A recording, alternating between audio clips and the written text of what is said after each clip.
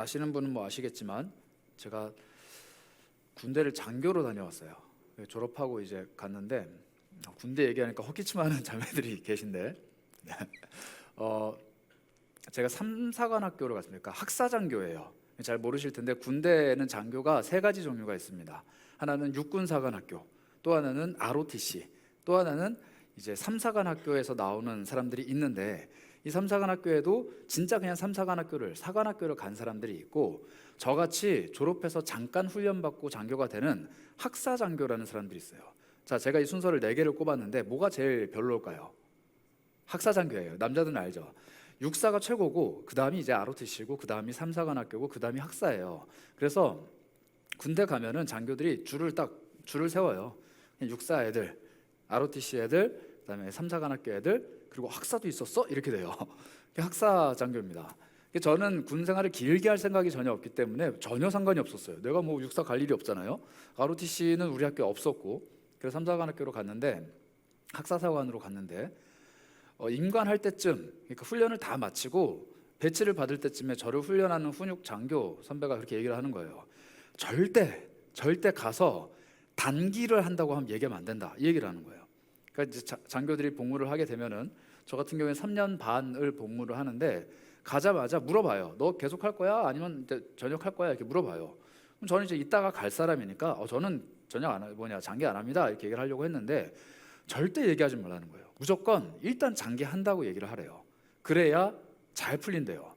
저는 잘 이해가 안 됐어요. 왜냐하면 저 같은 이제 동기 소위들이 쭉 옵니다. 오면은 그 부대 안에서 보이지 않는 경쟁들이 있어요. 왜냐하면 장기는 만약에 5명이 오면 5명이 다 장기가 되는 게 아니고, 그 중에 한두 명만 장기가 돼요. 그러니까 하고 싶다고 할 수 있는 게 아니라 다 점수로 이제 환산이 되는데, 그 사람의 2년 3년이 점수로 환산이 돼서 그 다음 스텝이 결정이 돼요. 근데 저는 어차피 장기를 할 사람이 아니니까, 내가 잘해서 혹시라도 내가 잘해서 다른 사람들이 받아야 될 점수를 내가 받으면 그 사람이 손해잖아요. 그 진짜로 뜻이 있는 사람이 받고 나는 안 받았으면 좋겠다 하는 마음이 있었어요. 그래서 가서 그냥 말을 하지 말라고 했는데, 저는 장기 안 합니다, 이렇게 얘기를 했어요. 너무 좋아라 하는 거예요. 너무. 왜냐하면 거기 그 부대에는 장기를 희망하는 사람들이 많이 있었거든요. 그래서 저는 잘했다, 그 말하기 잘했다 라고 생각을 했는데, 제 군생활 3년이 그 말 한마디로 엄청나게 꼬였습니다. 엄청 꼬였어요. 여러분들 혹시 이제 직장생활 하시는 분들은 인턴들 들어오잖아요. 어떤 느낌인지 아시겠죠?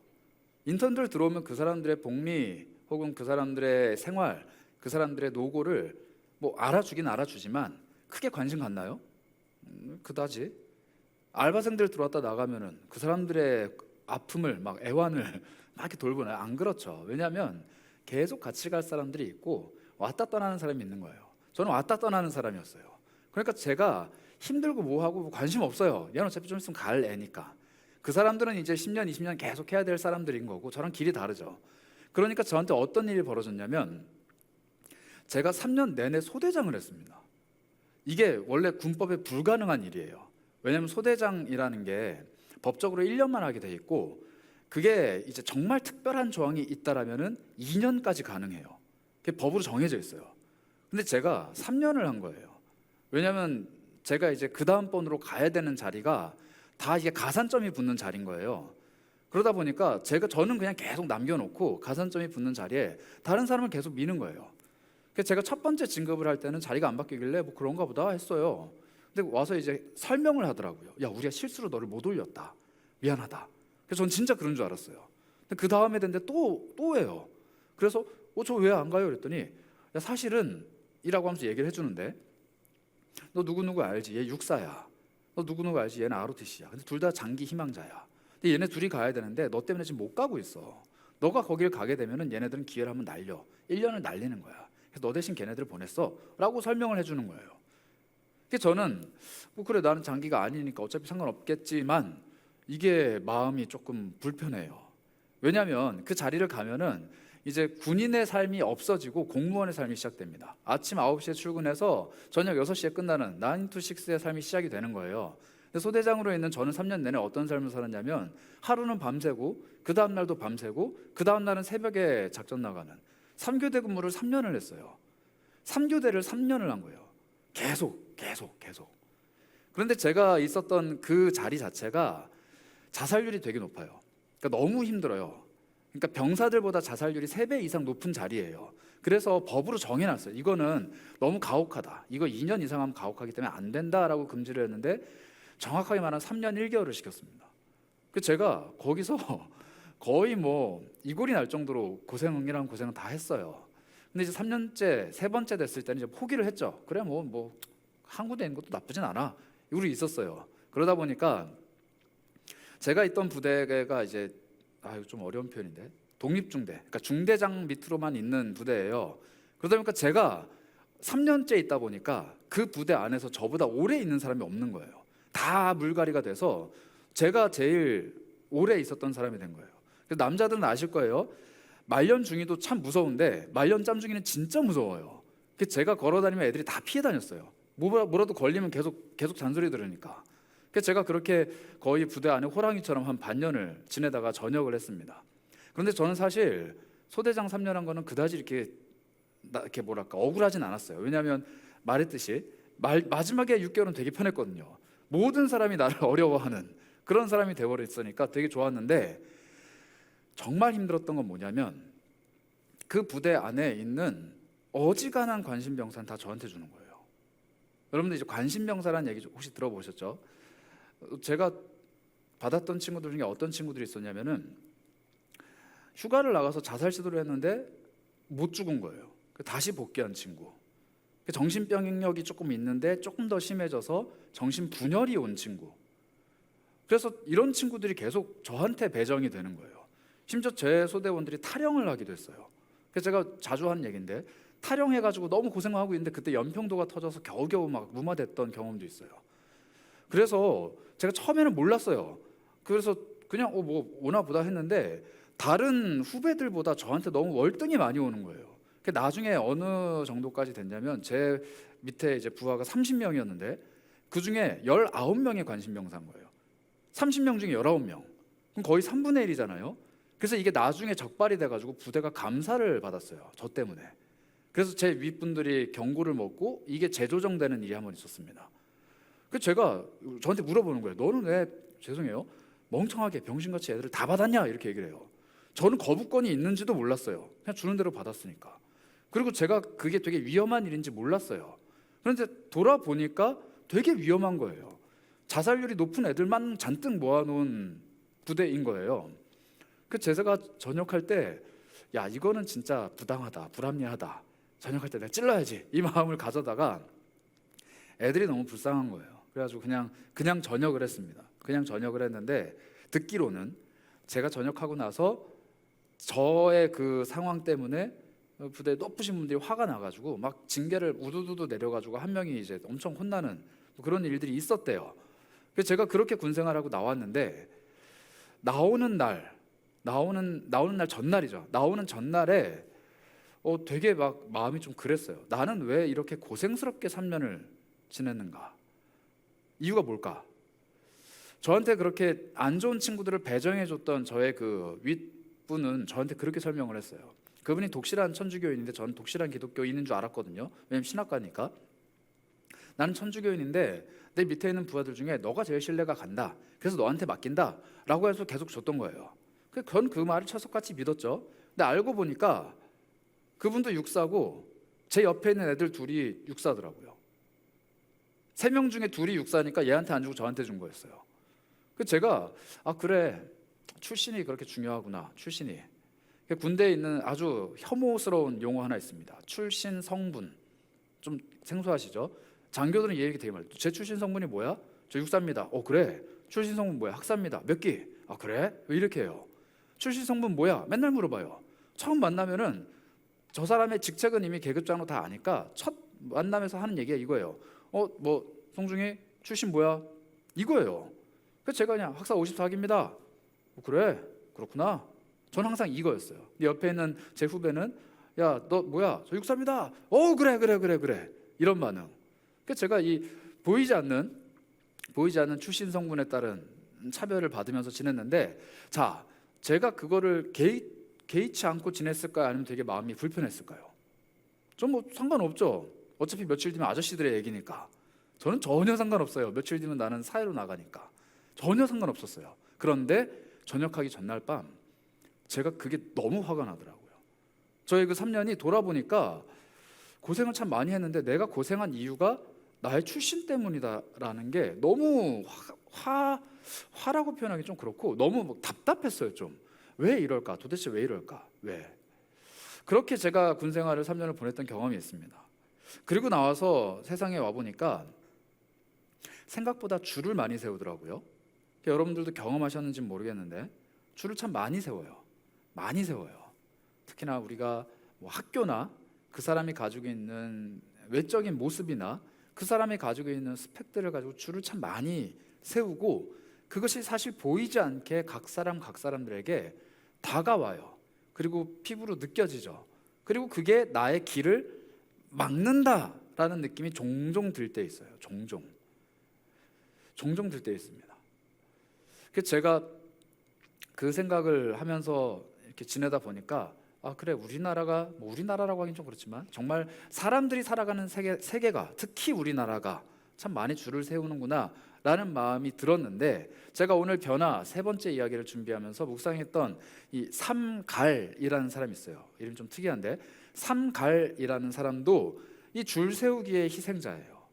우리 한번 말씀을 볼까요? 사사기 3장 31절. 오늘 우리가 한 절밖에 안 읽었는데 한 절밖에 안 읽은 이유가 있어요. 성경 속에 이 사람에 대해서 한 절로만 그냥 소개를 하고 끝나요. 에훗 후에는 아낫의 아들 삼갈이 있었는데 그가 소 모는 막대기로 블레셋 사람 600명을 죽였고 그도 이스라엘을 구원하였더라. 성경에 이 사람에 대한 이야기는 이게 답니다. 사사기는요, 이스라엘을 다스렸던 12명의 사사들에 대해서 이야기를 하는데, 이 사사들이 두 덩어리가 있어요. 좀 이야기가 많이 소개되고 있는 소위 말하는 대사사, 뭐 예를 들면 기드온이라든지 뭐 삼손 이런 사람도 있잖아요. 이 스토리가 많은 사람들. 그리고 좀 적게 나온 사사들이 있어요. 소사사라 그러는데 6명입니다. 근데 이 삼갈은 소사사 중에서도 가장 적게 나와요.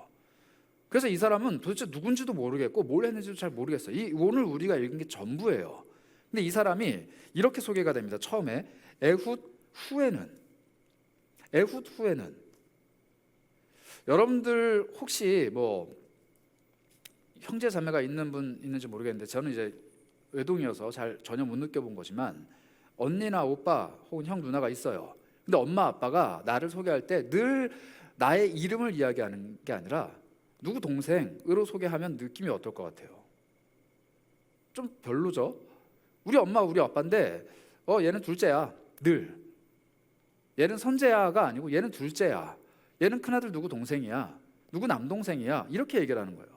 자신의 이름 앞에 늘 형, 누나, 언니, 오빠가 붙어요. 그러면 기분이 어떨까요? 이 삼갈은 성경에 기록될 때 평생, 아니 영원토록 예수님 다시 오시는 그날까지 이 사람 이름 앞에는 에훗이라는 사람이 붙어 있어요. 근데 에훗이 누구냐면은 어마어마하게 긴 스토리를 자랑하는 대사사예요. 에훗이라는 사사가 있었고 그 다음에 삼갈이라는 사람이 있었다, 이렇게 얘기를 해요. 그러니까 이미 등장하는 이 스토리부터 비교가 되는 거죠. 근데 에훗은 어마어마한 일을 했고요. 이 사람은 사실 별일 안 했어요. 그냥 소 모는 막대기로 600명을 죽였을 뿐이에요. 600킬을 했는데 어마어마한 일이 아니라고 제가 표현한 이유는 에훗은 더 큰 일을 했거든요. 그래서 에훗이 대단한 사사다. 그런데 에훗이라는 큰 사사 뒤에 삼갈이라는 사사도 있었는데 이 사람 600명 죽였어. 끝. 이거예요. 어떤 느낌일까요? 성경에 이름을 안 넣을 수는 없고 넣어줘야겠는데 뭐 좀 별 볼 일 없고 하니까 그냥 대충 넣은 걸까요? 그 이유가 있습니다. 이 사람의 이름을 보면 알 수 있는데요, 에훗 후에 등장한 사람이 아낫이라는 존재의 아들이래요. 그리고 이름이 삼갈입니다. 아낫의 아들 삼갈이라는 이름을 통해서 우리는 뭘 알 수 있냐면 이 사람은 외국인이에요. 일단 삼갈이라는 이름 자체가 이스라엘 사람들의 이름이 아닙니다. 이스라엘은 모음이 없는 자음 세 가지로 이제 이름을 말하는데, 예를 들면 다윗이란 우리말로는 다윗이지만 다비드 이렇게 세 글자, 디귿, 비읍, 디귿 이렇게 세 개예요. 저 같은 경우는 시옷, 쯧 이렇게 이름을 씁니다. 그러니까 자음 세 개로 자기 이름을 항상 만들어요, 우리나라처럼. 그런데 삼갈은 자음이 네 개예요. 이 사람은 이스라엘 사람들이 선택하지 않는 이름을 씁니다. 이방인이에요. 심지어 아낫이라는 사람은 누구냐면 사람이 아니에요. 다른 민족이 믿고 있는 전쟁의 신입니다.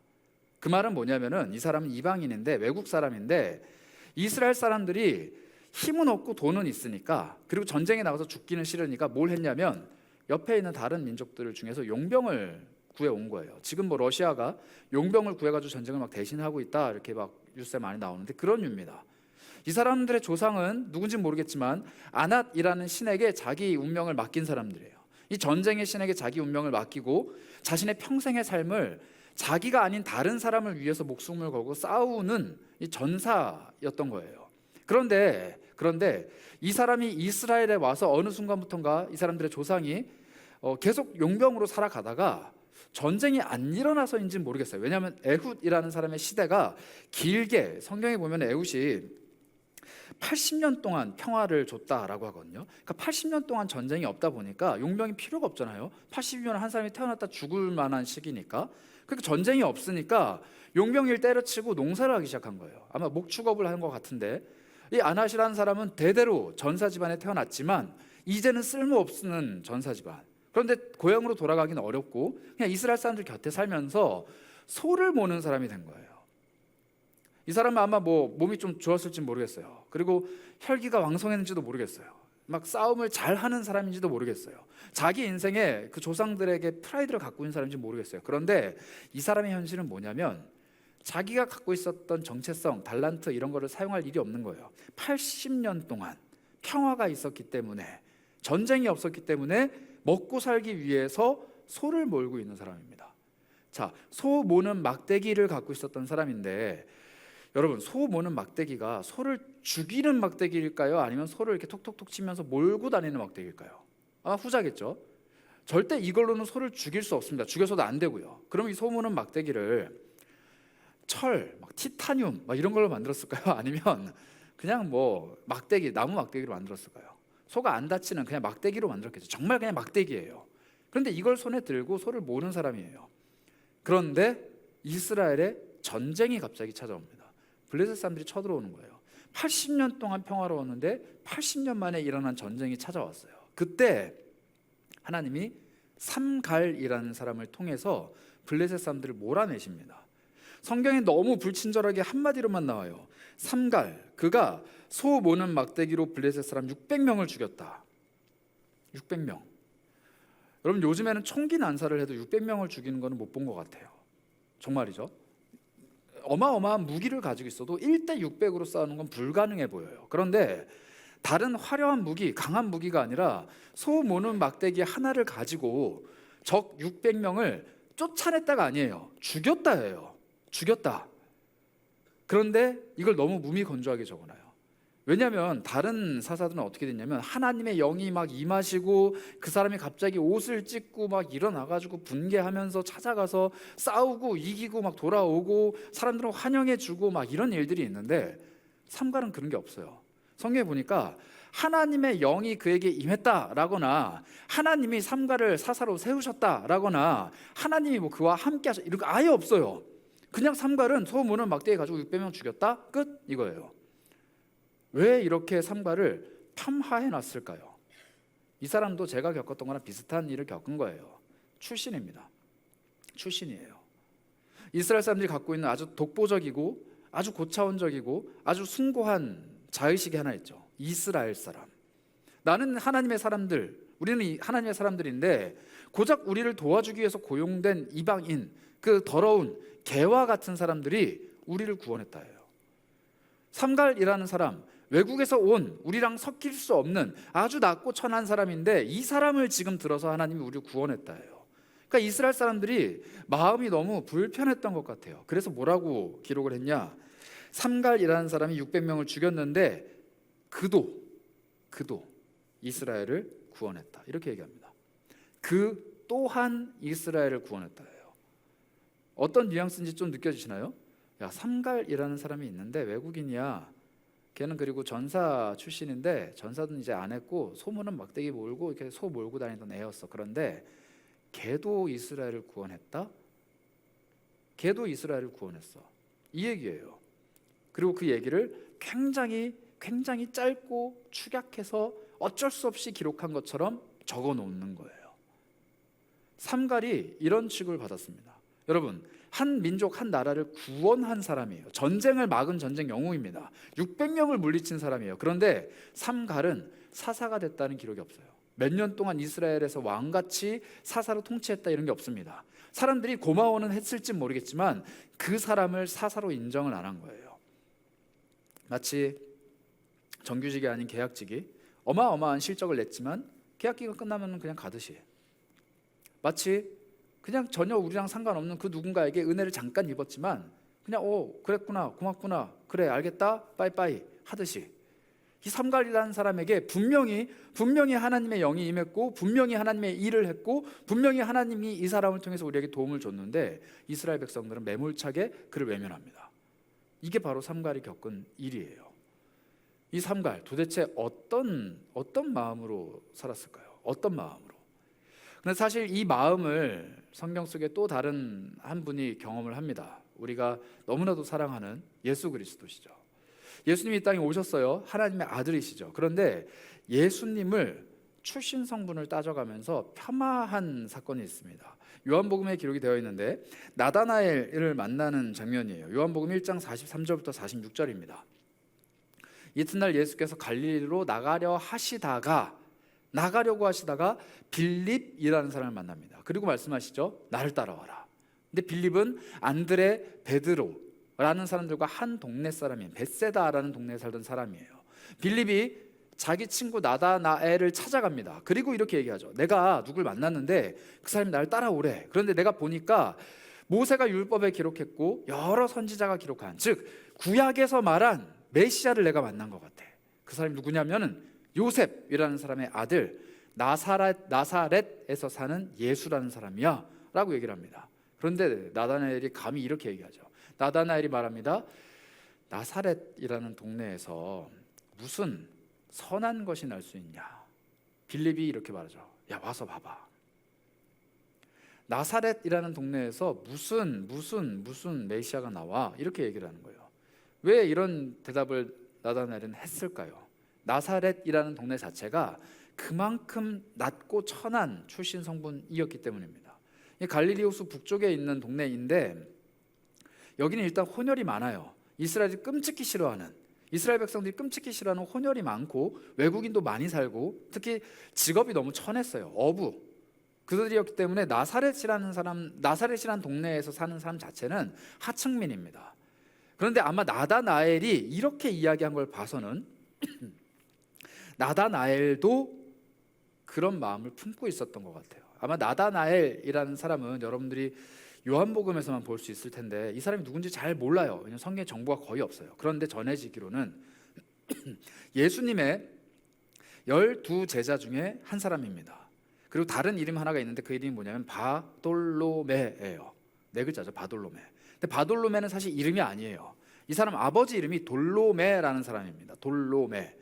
바는 아들이라는 뜻이에요. 그래서 바돌로메라고 하면 돌로메의 아들이라는 뜻입니다. 예수님이 눈을 뜨게 고쳐줬던 바디메오, 소경 바디메오 알죠? 바디메오가 눈을 떴다 네 하는 그 바디메오도 디메오의 아들이라는 뜻이에요.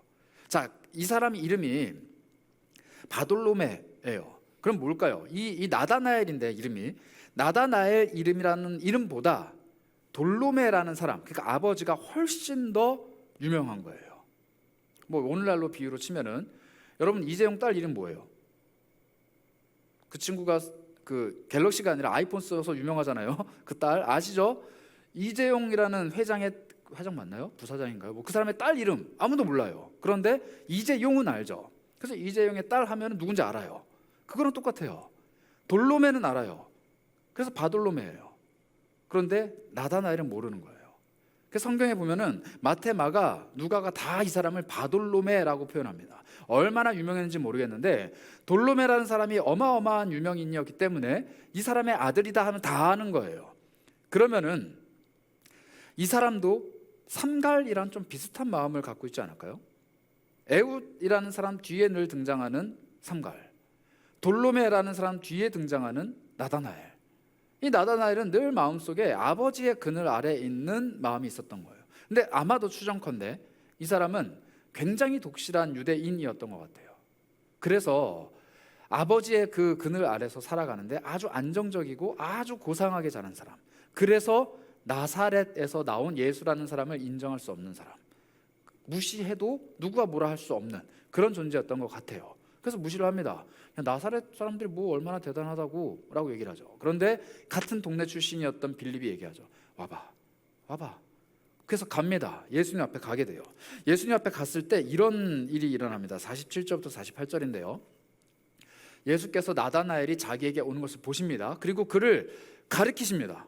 그리고 뭐라고 말씀하시냐면요, 이는 참으로 이스라엘 사람이라, 이렇게 얘기해요. 진짜 이스라엘 사람이네, 그 속에는 간사한 게 없네, 이렇게 얘기해요. 넘겨주지 마시고 좀 다시 볼까요? 참으로 이스라엘 사람이다 라는 표현이 무슨 말이냐면요, 쟤 찐이야, 이 표현인데, 정확히 얘기하면 뭐냐면 혈통이 이스라엘 사람이라는 거예요. 그러니까 얘 혼혈 아니다 라는 거예요. 그럼 나다나엘이 딱 손가락질 당하면서 들은 거예요. 너 혼혈 아니라 진짜 순수 혈통 이스라엘 사람이구나 라고 얘기하니까, 그래 맞아, 나 혈통이 깨끗해, 우리 엄마 아빠 대대로 다 이스라엘 사람이었어, 유대인이었어, 우리는 신앙을 변절한 적도 없고 다른 사람들이랑 그 이방인들이랑 결혼을 한 적도 없고 우리의 이 믿는 믿음을 지키기 위해서 부단히 애썼던 가문이야 라고 생각할 수 있는데, 그 뒤에 다시 한번 보시겠어요? 예수님이 뭐라고 말씀하시냐면은 47절이요, 그 속에 간사한 게 없다, 이렇게 얘기합니다. 이게 한국어 성경은 조금 애매하게 표현인데, 간사한 것이 없다라는 표현은요, 정확히 말하면 뭐냐면 섞여 있는 게 없다라는 거예요. 섞여 있는 게 없다. 나다나엘은 생각했어요. 나는 출신이 굉장히 깨끗해, 우리 부모님이 깨끗한 혈통, 깨끗한 유대인 집안이고 나도 외국인이랑 결혼 안 했고 나는 깨끗한 순수 혈통 유대인이야 라고 생각을 했는데, 예수님이 그래도 진짜 순수한 혈통 유대인이구나, 그런데 너는 혈통이 깨끗한 게 아니라 너의 속의 마음이 깨끗하구나, 이렇게 얘기하시는 거예요. 너는 엄마 아빠가 준 그 배경, 그 수저, 너의 그 출신 성분이 깨끗한 게 아니라 너의 마음이 정말 깨끗하구나, 이 말씀을 하시는 거예요. 거기서 나다나엘이 엄청나게 충격을 받습니다. 지금까지 자신을 마주한 모든 사람들은 너가 돌로메 아들이야, 너 그래 엄청 좋은 애구나, 다 이렇게 얘기했어요. 자기 아버지 이름을 대면 누구나 다 자기를 존중해 줬어요. 우리 아버지 돌로메인데요, 그러면 자기를 다 좋게 보는 거예요. 지금까지 그렇게 살아왔던 바돌로메예요. 그런데 그 사람이 예수 앞에 섰을 때 예수님이 이렇게 얘기하시는 거예요. 그래, 너 깨끗한데 너의 속에 간사한 게 없구나, 너 마음이 참 깨끗하구나, 이렇게 얘기합니다. 그래서 48절 한번 보시겠어요? 나다나엘이 이렇게 말하죠. 당신이 어떻게 날 알아요? 어떻게 나를 아십니까? 라는 표현이 되게 이렇게 강하게 들어가는 거예요. 당신이 어떻게 날 아냐? 근데 예수님이 이렇게 대답하시죠. 빌립이 너를 부르기도 전부터 너가 무화과 나무 아래 있을 때 내가 널 봤다 라고 얘기합니다. 나다나엘이 무화과 나무 아래서 뭘 했는지는 우린 몰라요. 성경이 말하고 있지 않아요. 그런데 아마 한 가지 확실한 것은 혼자 있었을 거예요. 아무도 자기를 보지 않는 그곳, 무화과 나무 그늘 아래서 그는 분명 무언가를 하고 있었습니다. 그런데 자기가 하고 있는 일을 아무도 보지 않고 주목하지 않는다라고 생각했는데, 자기가 그 일을 하고 있을 때 빌립이 찾아왔고 내가 메시아를 봤다, 이렇게 얘기하는 거예요. 그래서 나사렛이라고 했을 때 가보자, 가봤는데 거기에서 예수 그리스도를 만났고, 그분이 뭐라고 말씀하시느냐, 내가 너를 무화과 나무 아래에 있을 때 봤다 라고 말씀하십니다. 그리고 이 말을 들은 나다나엘은 완벽하게 무너져요. 완벽하게 무너집니다. 49절 한번 볼까요? 49절만 보겠습니다. 나다나엘이 대답합니다. 라비여, 당신은 진짜 하나님의 아들이군요, 당신이 이스라엘의 임금님이군요, 이렇게 고백을 합니다. 이 질문 그리고 대답이 뭐라고요? 무화과 나무 아래서 내가 널 봤다 라는 이 한마디가 나다나엘의 그 높은 자존심을 완전히 깡그리 무너뜨려요. 그리고 그의 생각을 다 무너뜨립니다. 아마도 추정컨대 이때 나다나엘은 기도하고 있었던 게 아닌가 싶어요. 왜냐하면 예수님이 그 뒤에 이 말씀을 하세요. 내가 너한테서 무화과 나무에 있었다고 해가지고 너 놀라니? 너 더 큰 일을 볼 거야. 더 큰 일 볼 건데 내 머리 위로 사다다리가 있고 천사가 왔다 갔다 하는 걸 보게 될 거야 라는 말씀을 하십니다. 이건 뭘 이야기하냐면, 내가 기도하는 대로 하나님이 그 기도에 응답을 내리는 걸 보게 될 거야, 내가 하나님과 대화하는 걸 보게 될 거야 라고 얘기를 합니다. 이건 기도에 대한 이야기예요. 그래서 아마도 이 나다나엘은 무화과 나무 아래서 기도했는지 몰라요. 뭘 기도했는지 모르겠지만 조금 상상력을 가미해서 감히 추정한다면 이런 기도를 하지 않았을까 싶어요. 메시아를 정말로 기다립니다. 메시아 정말로 기다려요. 그런데 우리 같은 순수한 혈통의 유대인의 그 유다 지파의 사자로 오실 메시아를 나는 기다리고 있습니다. 나는 메시아가 이런 사람이었으면 좋겠어요. 우리의 왕으로서 정말 흠결이 하나도 없는 아주 멋있는 사람이 왔으면 좋겠어요. 하나님, 이런 메시아 보내주실 거죠? 보내주실 거죠? 라고 이야기하고 있는데 빌립이 찾아온 거예요. 내가 메시아를 봤다. 그 얘기하죠. 누군데? 나사렛 사람이래. 아예 아니야. 그 사람 안 돼. 내가 가지고 있는 기준, 내가 생각하는 방향, 내가 생각하고 있는 기대, 이거에 맞는 사람을 찾고 있는 나다나엘에게 말도 안 되는 빌립의 이야기가 들려오는 거예요. 그래서 아니라고 한 거예요. 근데 가서 봤는데 그 모든 것들을 깨트리는 예수님의 대답을 듣게 된 거죠. 그래서 나다나엘이 무너집니다. 무너지고 나서 고백을 해요. 당신은 정말로 하나님의 아들이시군요. 이 모습 속에서 우리는 다시 한번 삼가를 보게 돼요. 여러분, 삼갈의 입장에 한번 대봅시다. 나는 그냥 소를 모는 사람이에요. 그런데 하나님의 영이 갑자기 나에게 말씀하신 거예요. 전쟁터로 나가라. 전쟁터로 나가라. 삼갈은 아마 대답했을지도 몰라요. 내가 어떻게 나가요? 나 지금 소를 치는 사람인데요. 근데 하나님은 그를 강제로 밀어 넣으시죠. 그리고 그에게서 뭘 찾으시냐면은 소 모는 막대기를 찾으시는 거예요. 이스라엘 사람들은 그 사람을 주목하지 않았어요. 왜냐하면 외국인이에요. 그리고 그가 왜 이스라엘을 구원했는지, 하나님이 왜 그를 선택했는지 알 수가 없어요. 그리고 그가 왜 어떻게 사람들을 죽였는지, 그 소 모는 막대기로 어떻게 사람을 죽일 수 있었는지 관심 없어요. 그리고 그가 그 일을 한 이후에 어떻게 살았는지도 관심이 없어요. 왜냐하면 출신이 나쁘기 때문에, 받아들일 수 없기 때문에, 그리고 이 사람은 무시받아도 되는 사람이기 때문에 제끼는 거예요. 근데 더 우리 마음을 불편하게 하는 건 뭐냐면 성경에도 그게 안 써 있다는 거예요. 하나님의 관심이 없다는 거예요. 하나님께서도 삼갈이 누구인지, 어디서 왔는지, 이 사람이 어떤 삶을 살아왔는지 관심이 없으셔요. 그런데 여러분, 슬퍼할 이유가 없습니다. 한 가지 확실한 것, 하나님의 관심조차 없는 것처럼 느꼈던 그 사람이 하나님께 쓰임을 받는 거예요.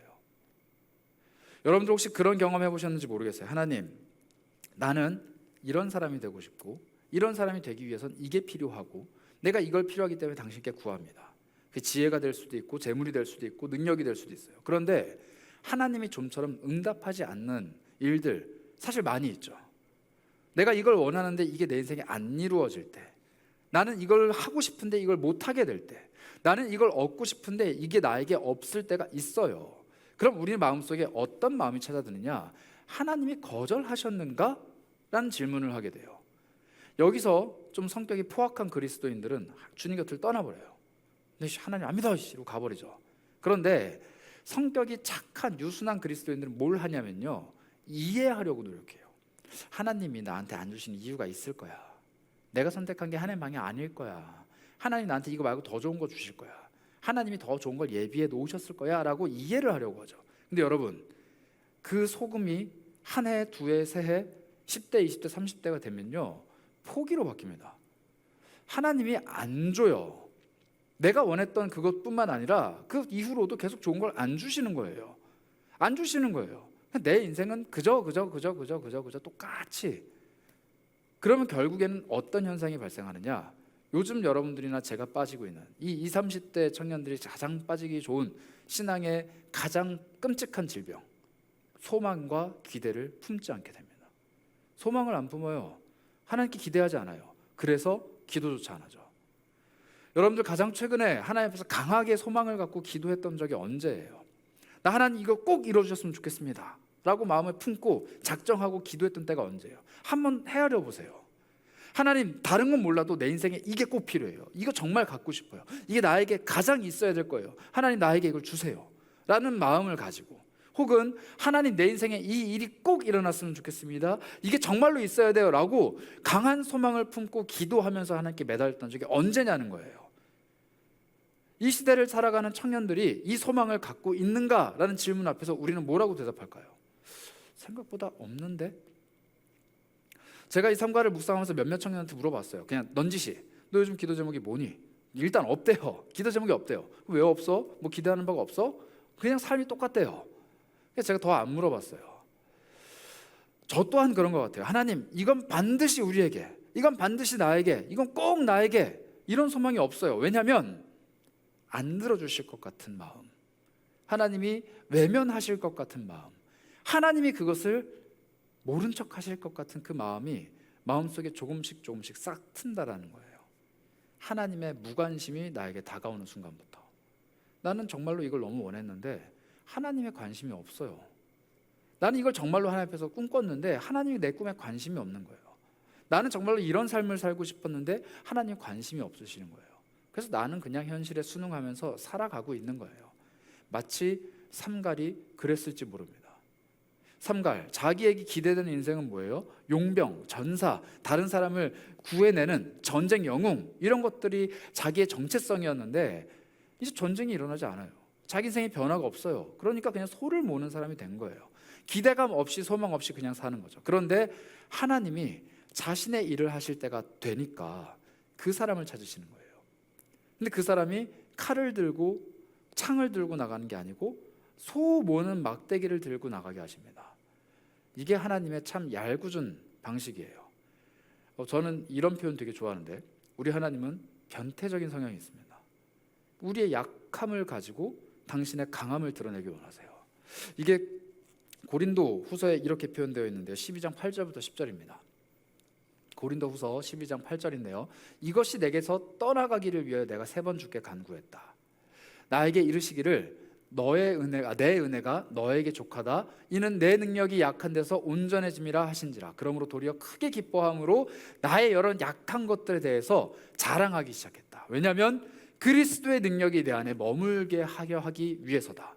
그러므로 내가 그리스도를 위하여 나의 약한 것들과 내가 받은 능욕과 내가 겪은 궁핍과 내가 겪고 있는 박해와 공고를 기뻐한다.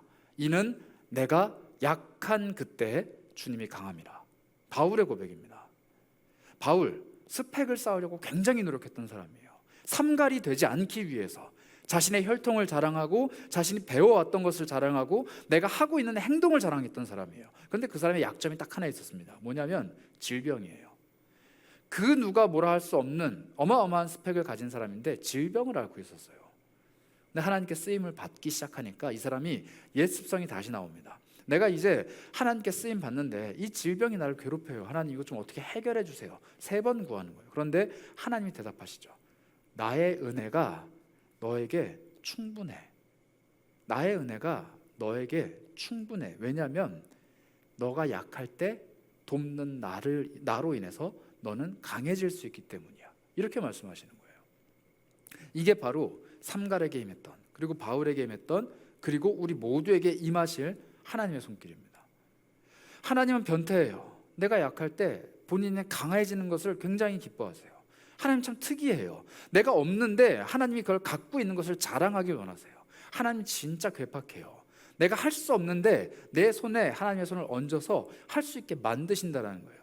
그래서 하나님은 오늘도 약한 사람을 찾아다니십니다.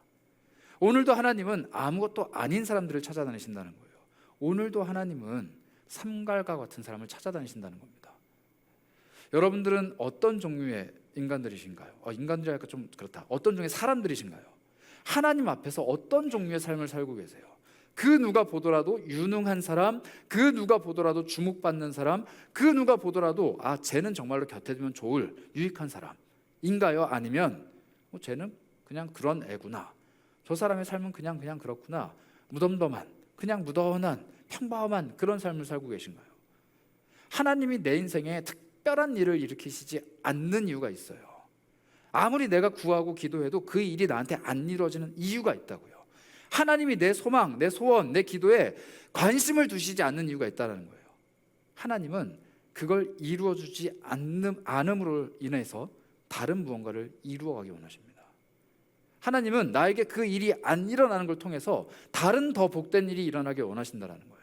내가 아무리 원해도 그 일이 나에게 이루어지지 않고 하나님이 응답조차 안 하는 것, 관심조차 안 주시는 이유, 그걸 통해서 다른 걸 하시고자 하기 때문이에요. 제가 군대에서 그렇게 힘들었다 그랬잖아요. 3년 동안 정말 힘들었는데 제가 데리고 있던 애들 때문에 힘들었어요. 정말 이상한 애들 많았는데 제가 한 2년 3년 되고 나서 보니까 그 마음이 들더라고요. 얘네들을 나한테 맡겨주신 이유가 있구나. 제가 데리고 있던 친구 한 명은 좀 지능이 조금 떨어졌어요. 다른 데를 갔다가 그 다른 부대를 갔다가 튕겨져 나온 친구야. 내보낸 거예요. 근데 이 아버지가 이 친구를 어떻게든 사회에서 사람답게 만들어 보겠다고 재입대를 시켜버렸어요. 강제로 다시 보낸 거예요. 그냥. 그 왔는데 힘들었어요. 되게 힘들었어요. 그런데 부대에서는 얘를 데리고 있기를 원하는 거예요. 그래서 저한테 왔습니다. 그래서 제가 이 친구를 대화도 잘 안 통하고 막 말해도 잘 못 알아듣는데 꾸역꾸역 데리고 있었어요. 그리고 결국에는 끝까지 데리고 있다가 전역을 시켰습니다. 근데 그 친구가 전역할 때 울면서 저한테 얘기하더라고요. 자기는 중간에 쫓겨날 줄 알았대요. 그런데 끝까지 남을 수 있어서 너무 감사하대요. 그러고 갔어요. 제가 아까 말했던 자살 시도를 했는데 죽지 않아서 돌아왔던 그런 그 청년 군인도 있었는데, 제가 그 친구가 돌아와서 자살 시도를 했다는 얘기를 듣고 2주인가 3주인가를 1대1로 같이 생활했어요. 자고 일어나고 밥 먹고 자고 일어나고 계속 같이 했는데, 그 친구랑 정말 많은 대화를 했거든요. 대화를 하면서 그 친구가 조금씩 좋아지고 회복되고, 결국에는 그 친구가 나가서 자기 가정사가 너무 복잡해서 자살을 시도를 했는데, 이 가정의 틀 안에서 벗어나서 혼자 독립을 하겠다고 지게차 자격증을 막 따더라고요. 그러면서 자기 삶을 위해서 저축도 하고 자격증도 따고 그러면서 이제 나갔습니다. 또 한 명 정신분열이 왔던 친구예요. 근데 이 친구는 엄마가 어마어마하게 억압을 하면서 키웠던 친구예요. 형이 천주교 사제입니다. 그 스님이 아니라 뭐죠? 신부님이 되는 형이었어요. 그리고 얘는 엄마가 초등학교 교사를 시키고 싶어 했어요. 그래서 교대를 보냈는데 얼마나 엄마가 혹독하게 애를 훈련을 시키는지 군대 있을 때 매일마다 전화를 시키는 거예요. 그럼 너 거기서 공부했냐? 이런 거 물어봐요. 군대에 있는 애한테. 그러니까 애가 너무 억압을 받으니까 너무 스트레스를 많이 받는 데다가 군대에서도 스트레스 받으니까 정신분열이 온 거예요. 그래서 제 앞에서 두 명의 자아가 대화를 해요. 그래서 저는 처음에 이제 얘가 전역하고 싶어서 거짓말한다 오해를 했죠. 너 이상한 짓 하지 마 이랬는데 병원 가서 진찰을 받아보니까 정신이 분열된 증상이래요. 너무 놀랐어요. 그래서 제가 그 친구 때문에 일주일에 한 번씩 제가 통영에 있었는데 부산까지 2시간이거든요. 2시간 걔 데리고 가서 진료 받게 하고 약 타서 오고, 이걸 일주일에 2번인가를 왔다 갔다 했어요. 계속 걔 때문에. 왜냐면 혼자 보낼 수 없어요. 얘는 무슨 일을 할지 모르니까. 제가 그 고생을 하면서 그 친구를 치료시키고 전역을 시켰는데 얘가 지금 초등학교 교사예요. 완벽하게 치료받고 회복돼서 검사 다 받고 교사하고 있어요. 잘하고 있어요. 그걸 가끔 연락합니다. 그래서 제가 그런 애들을 데리고 있으면서 나 하나도 죽겠는데 이 친구들을 케어하면서 죽이 되든 밥이 되든 눈물 흘려가면서 막 살았어요. 그 3년의 삶을 살고 나오면서 보니까 사람에 대한 이해가 깊어지더라고요. 특히 아픈 사람, 무너진 사람, 깨진 사람에 대한 이해가 너무 깊었습니다. 그리고 제 안에 어떤 확신이 생겼냐면, 저는 제가 세상에서 제일 슬픈 사람인 줄 알았거든요. 제일 힘든 사람인 줄 알았어요. 저도 남들에게 할 말 참 많은 가난하고 불우했던 청소년 시기를 보냈다라고 자부했는데 알고 보니까 별거 아니더라고요. 더 심한 애들이 있더라고요. 그래서 제가 되게 교만했던 제 모습을 버리고 겸손해졌습니다. 바울의 고백이 된 거예요. 내 약한 거, 내가 이렇게 잘해왔고 나는 약함이 있었는데 이게 나의 자랑거리가 아니라 하나님의 손길이 됐다라고 고백하는 바울처럼, 와, 나는 내 삶이 별거 아니었구나, 이걸 통해서 다른 사람들을 더 케어하게 만드는구나 라고 고백을 하게 된 거예요. 그리고 나서 제가 그 군생활을 돌아볼 때 제 인생에 가장 귀했던 칭찬 한마디가 있습니다. 칭찬 한마디가 있어요. 제가 전역하기 며칠 전날에 저희 이제 대대장 아저씨가 저를 불렀어요. 저희 중대장님이랑 전 소대장이니까 둘을 불렀어요. 그러고 나서 이제 밥을 사주시는 거예요. 밥 사주면서 이런 얘기를 하시는 거예요. 그 대대장 아저씨가 참 나쁜 사람이었어요. 정말 사람 많이 괴롭히고 특히 간부들을 때렸습니다. 그러니까 중대장들은 뺨을 때리는 건 뭐 부지기수고, 전 소대장이니까 뺨은 차마 못 때리고 그 딱딱한 지휘봉 가지고 이렇게 뭐죠 이거 뭐라 그러죠? 헬멧을 막 때리는 사람이었어요. 진짜 폭력적인 사람이었는데 제가 그분한테 되게 많이 맞았어요. 근데 상대적으로 좀 덜 맞긴 했어요. 말년이기도 하니까. 근데 이 사람이 사람을 그렇게 많이 때리는 사람이었는데 전역할 때 저랑 저희 중대장을 불러놓고 얘기를 하는 거예요. 내가 너네 왜 이렇게 괴롭혔는지 아냐? 이렇게 물어보더라고요. 몰랐어요. 그냥 성격이 괴팍한 사람이다 라고 생각을 했는데 뜬금없는 얘기를 하는 거예요. 자기가 고등학교 때 고등부 회장이었대요. 교회. 나 고등부 회장이었어 이렇게 얘기하시는 거예요. 그런데 나 지금 적그리스도야 이렇게 얘기하는 거예요. 그게 뭔 소리야 이랬는데 자기는 안티크라이스트래요. 그러니까 기독교 안티래요. 안티인 이유가 딱 하나예요. 자기가 고2 때 회장이었는데 고3인 누나가 자살을 했어요. 근데 그 교회 목사님이 자살한 사람은 장례 안 치러준다 해가지고 장례를 안 치러준 거예요. 거기서 너무 상처를 받아가지고 교회 다니는 놈들은 다 사탄이다 그러고 나와버린 거예요. 그리고 나서 그때부터 자기는 군인이 돼야겠다 결심하고 군 생활을 하는데, 군 생활하면서 만나는 모든 기독교인들은 괴롭히기 시작하는 거예요. 나쁜 놈, 우리 누나 그렇게 죽었는데 천국 안 보내준 놈들, 이렇게 생각하고서는 괴롭히기 시작한 거예요. 근데 공교롭게도 전 신학가고 저희 중대장님은 독실한 크리스찬이었어요. 그러니까 둘이 맨날 맞는 거예요. 이유도 모르고. 진짜 맨날, 죄송해요, 진짜 쳐맞았어요. 너무 많이 맞아서 왜 저렇게 저 사람들은 때리나 싶을 정도로 그냥 지나가면 머리통을 때리는 거예요. 갑자기 충성 꺼져 이거예요. 그냥 대화가 도망가고. 저도 진짜 자살 충동을 느낄 정도로 힘들었는데 이분이 그 얘기를 하는 거예요. 그러면서 마지막에 뭐라고 얘기를 했냐면은, 내가 너네들을 그렇게 작정하고 괴롭혔는데, 야 웃기다, 얘 송선재 이제 전역할 때 돼서 내가 생각을 해보니까 내가 지금까지 우리 부대에 부임해갖고 만났던 내 부하들 중에 니네 둘의 말이 제일 신뢰가 되더라. 내가 이 중대장 황현석, 소대장 손선재 니네 둘이 보고한 거는 화를 내도 믿음이 가더라, 이 얘기를 하는 거예요. 근데 나는 그 믿음을 표현하기 싫었대요. 왜냐하면 나는 기독교인들이 싫어하니까. 근데 내가 다른 기독교인들은 모르겠는데 니네 둘이 하는 말은 좀 믿을 수 있을 것 같아. 너네 군생활 잘했어, 이 얘기하더라고요. 그리고 저를 보냈습니다. 제가 그날 밤에 부대 가서 펑펑 울었어요. 욕하면서 이준식 개놈 새끼 말해서 대대장 욕하면서 너무 서러워서. 그런데 그날 밤에 하나님 앞에 기도했어요. 하나님, 내가 이렇게 고생한 이유가 그 사람에게 기독교인이라는 사람, 저 사실 기독교인인 거 많이 드러내진 않았는데 기독교인에 대한 이미지를 조금이라도 개선시키기 위해서 제가 이렇게 고생했던 건가요? 라는 질문을 했어요. 하나님 답을 안 하시더라고요. 뭐 그런 거 답 안 하시죠. 그냥 그랬던 것 같아요. 근데 제가 그날 밤 그 사람이 했던 그 이야기는 평생 잊을 수가 없을 것 같아요. 여러분들은 어디에서 어떻게 어떤 처우를 겪고 계세요? 내가 겪는 일들이 얼마나 불합리하고 내가 겪는 일들이 얼마나 나의 존재 가치를 폄하하고 계신가요? 여러분의 직장 혹은 가족 안에서 여러분들의 주변인들에게 혹은 여러분들의 자존감이 나 자신이 가지고 있는 높은 자아의식보다 나를 깎아내리고 나의 가치를 꺾고 나의 존재, 나의 출신에 대해서 부정적으로 이야기를 하는 그때에 우리는 하나님을 봐야 돼요. 사람들은 나에게 관심을 가져요. 근데 별 볼 일 없는 걸 알면 관심 갖지 않아요. 너 학교 어디야? 아 그렇구나, 잊어버리죠. 너 어느 회사 다녀? 아 그렇구나, 잊어버려요. 너 무슨 일해? 그렇구나, 잊어버려요. 너 누구랑 친해? 너 친구들이 이래? 아 그렇구나, 다 잊어버려요. 내 삶에 관심 갖지 않아요. 왜냐하면 그 사람들이 관심을 갖는 것을 내가 갖고 있지 않기 때문에. 그래서 우리는 원하죠. 다른 이들이 관심을 갖는 걸 내가 갖고 싶어 해요. 누구나 다 그런 욕구가 있잖아요. 다른 이들이 관심을 갖는 삶을 살기를 원하고, 다른 이들이 동경하는 모습을 갖기를 원하고, 다른 이들이 주목하는 사람이 되기를 원해요. 누가 그 삶을 싫어하겠어요? 그런데 한 가지 기억해야 되는 거, 하나님이 그거를 관심 두지 않으세요. 우리가 세상의 기준에 너무 많이 흔들려요. 그렇게 속에 간사한 것이 없다라는 평가를 받았던 나다나엘도 하나님의 관심을 가지고 있는 기준이 아니라 사람들이 말하는 기준에 흠뻑 젖어들어다 보니까 예수님을 폄하해요. 예수님, 나사렛에서 뭐 그런 게 나와, 선한 게 없어 라고 얘기를 해요. 만나보면 달라질 거면서. 똑같아요. 삼갈이라는 사람들은 다 폄하했어요. 외국인이잖아, 이 사람은 우리가 인정할 수 없잖아, 그냥 한 줄 써주고 끝내. 그런데 하나님은 그에게 관심을 두신다는 거예요. 하나님조차 삼갈이 어느 나라 출신인지 그의 부모가 누구인지 그 사람은 어떤 삶을 살았는지 별로 관심 없으세요. 하나님은 관심 있는 건 딱 하나예요. 내가 이 사람을 쓸 수 있는가 없는가. 하나님이 우리 삶에 관심 가지시는 것도 딱 하나라고요.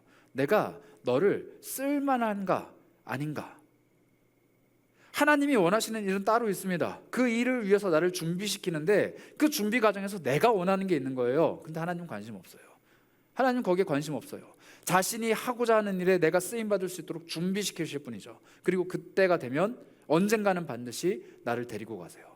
생각지도 못한 방법으로 나를 쓰십니다. 하나님, 이거 소문은 맞대기인데요, 쳐 죽여, 전쟁하라고. 그걸로 하는 거예요. 우리 얘기했잖아요. 모세가 지팡이 들고 가다가 하나님 만났어요. 이거 그냥 지팡이인데요, 던지면 뱀이 되는 거예요. 들면 바다가 갈라지는 거예요. 그냥 지팡이일 뿐이지만. 이게 바로 하나님의 방법이라는 겁니다. 그래서 다시 한번 말씀드려요. 여러분들의 삶을 소중히 여기세요. 그 누구도 관심 갖지 않더라도, 그 누구도 가치가 있다라고 인정해주지 않더라도, 심지어는 하나님이 오늘 내 삶에 관심을 갖고 계신가? 라는 질문이 드는 그 순간에도 여러분들의 존재의 가치를 놓치지 말라는 거예요. 하나님은 반드시 주목하고 계십니다. 내가 눈동자와 같이 너를 바라보고 있고, 너의 머리털 하나까지 내가 다 셈바되고, 너의 일거수일투족을 내가 지켜보고 있다. 내가 보호한다. 너는 내 아들이다. 하나님 그 말씀하세요. 너가 어떤 삶을 살아가는지 내가 평가하겠다, 이런 말씀 안 하십니다. 너가 어떤 길을 걸어가고 있는지 내가 지켜본다, 이런 말씀 안 하세요. 내가 너를 이렇게 살게 할 거고, 내가 너를 이 길로 걸어가게 할 거고, 너는 그냥 준비만 해. 너는 그냥 나를 따라오기만 해. 너는 그냥 지금 손에 들고 있는 거 꽉 움켜쥐기만 해. 내가 다 할 거야. 삼갈이 그렇게 하나님 앞에 순종했을 때 그냥 소 모는 사람이었던 삼갈이 이스라엘을 구원한 사사로 바뀝니다. 나다나엘이 와서 봐 라고 했던 그 말 한마디에 순종했을 때 무화과 나무 아래 앉아가지고 아주 높은 자의식을 가지고 사람들을 평가했던 그 나다나엘이 예수를 만나고 그를 주인이라 고백하는 예수의 제자로 바뀌어요. 우리가 겪어야 되는 변화가 그겁니다. 내 삶의 가치를 나 스스로 매길 필요가 없어요. 내가 지금 걸어가고 있는 이 길들이, 내가 쌓아가고 있는 나의 이 스펙들과 나의 삶의 여정들이 얼마나 가치 있는 것인가에 대해서 고민하긴 해야죠. 막 살면 안 되니까. 그런데 여기에 하나님의 관심을 두고 있는지에 대해서 고민하셔야 된다는 거예요. 하나님 지금 나한테 뭘 관심 두고 계실까요? 그게 중요해요. 하나님 지금 내 삶의 어느 부분에 관심을 두고 계실까요? 그게 중요해요. 그래서 우리는 다시 한번 하나님 앞에 머물러야 됩니다. 바울의 고백을 다시 한번 우리 곰곰이 봤으면 좋겠는데요. 아까 고린도후서 말씀 다시 한번 띄워주시겠어요? 이것이 내게서 떠나가게 하기 위하여 내가 3번 주께 간구했다. 나에게 이렇게 말씀하시기를 내 은혜가 너에게 충분한데 내 능력이 약한 데서 온전해집니다.